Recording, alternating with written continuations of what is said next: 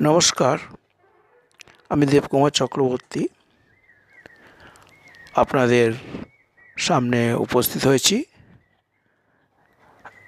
এখন বেশিরভাগ মানুষের দেখবেন চোখের নিচে একটা কালো দাগ হয়ে যায়।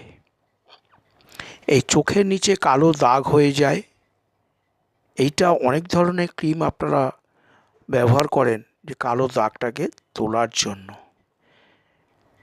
কিন্তু এই কালো দাগটা আসে লিভার সমস্যা যদি থেকে থাকে। আপনি যদি লিভারের ট্রিটমেন্ট না করেন তাহলে আপনি যত ক্রিম মাখুন না কেন কালো দাগটা যাবে না।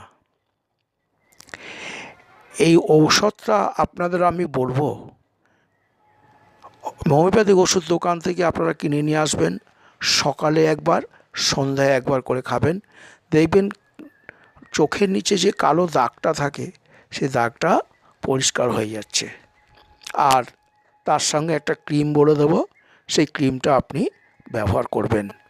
সন্ধ্যার পরে অল্প করে মাখবেন।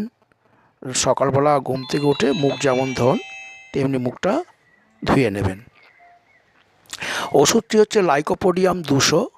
এই লাইকোপোডিয়াম 200টা সকালে খালি পেটে 3 ফোঁটা খাবেন, আর বিকালবেলা খালি পেটে 3 ফোঁটা খাবেন।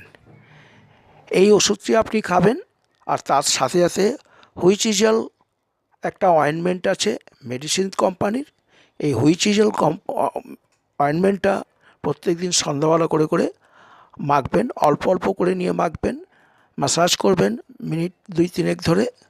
কিছুদিনের মধ্যে দেখবেন আপনার মুখের বা চোখের নিচে কালো দাগগুলো ক্লিয়ার হয়ে যাচ্ছে। নমস্কার।